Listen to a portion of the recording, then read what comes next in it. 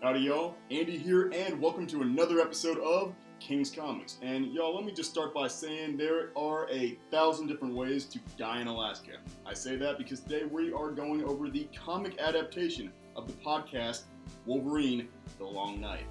Man, I just gotta mention, I love this podcast. I don't listen to podcasts very often. I listen to Serial and S-Town, but Wolverine the Long Night is one of the best podcasts I've heard in a while, mainly because it was a superhero podcast about Wolverine in Alaska. And that leads into the comic, actually. It's a direct adaptation of the podcast to just the comic format. And the best part about this is actually that the writer of the comic, Benjamin Percy, was also the person who did the screenplay for the podcast. Now, he's worked on Marvel and DC Comics before, but he's most famous for recently having done the Rebirth run of Green Arrow for DC Comics, and turns out this was one of the highest-selling Green Arrow series ever. Apparently #1 sold out, and it sold 90,000 issues, but yeah, so the guy's killer. I don't know how prolific he is in the world. I haven't read too much of his work, but I did definitely love his Green Arrow stuff.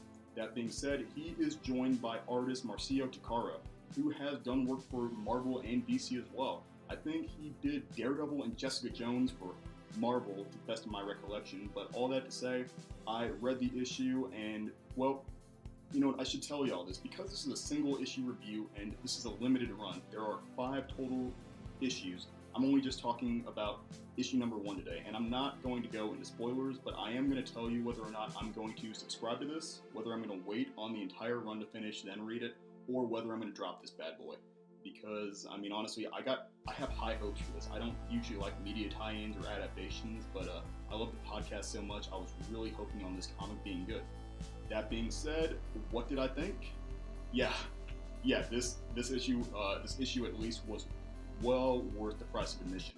It was, because there were 5 issues, and there are 10 episodes of the comic, I'm assuming that they're covering ground of about at least two episodes per comic, maybe mixing things up a little bit, but either way, the story starts with us getting dropped off in the small town of Burns, Alaska.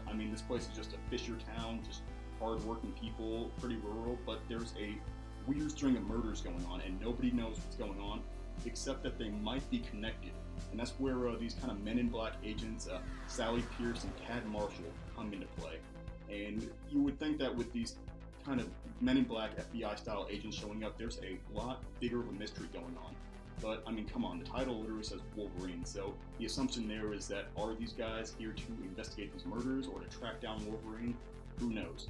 From there, we get delved in the entire mystery of this town going on with just the Langrock family, this wealthy family who pretty much runs and owns all the industry in the town, as well as the fact that there's a cult in the town and that there may be darker forces at play with these murders, as well as with Wolverine's presence in this town.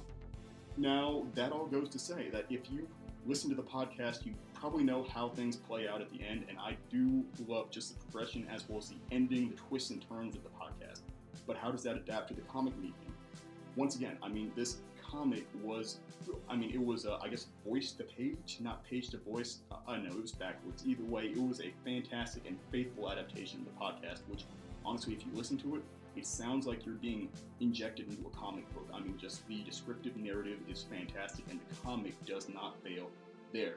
Now, the art, Marcio Takara in his previous works has always done well, and he definitely, his collaboration with Percy on this one is fantastic. Also, as a fun fact, for those who have listened to the podcast, you might be familiar with the fact that Richard Armitage is the voice of Wolverine.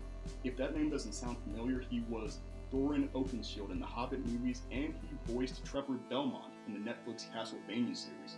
This is kind of funny as well because the writer of Castlevania is Warren Ellis, and him, as well as Benjamin Percy, worked on a recent James Bond modernization, a graphic novel of James Bond. But that's just kind of an aside. I guess what I'm trying to say is that this comic did not let me down, and I am definitely subscribing to this bad boy. It's only 5 issues. It's a very low level of commitment, so I plan on writing this thing out, and I cannot wait to see what the rest of this adaptation looks like. But, as always, guys, support the industry. Buy a copy yourself, digital or physical, and I'd love to hear your thoughts and feedback, especially down below in the comments. I'd love to hear your own opinions. Maybe I missed something. Maybe you'd like to listen to the podcast as well. I will link that. It's available on Spotify as well as through the Marvel website. But that's all to say that this is all for today. That's my review of the first issue of Wolverine the Long Night, the podcast adaptation. Thank you guys so much for tuning in. If you liked this video, please hit the like button. If you really liked it and want to see more content like this, please hit the subscribe button. And if you really, really like this, I don't know, share it to your mom's Facebook page or something of the sort. But thanks for tuning in, y'all. This has been another episode of King's Comic, and I hope to see you soon.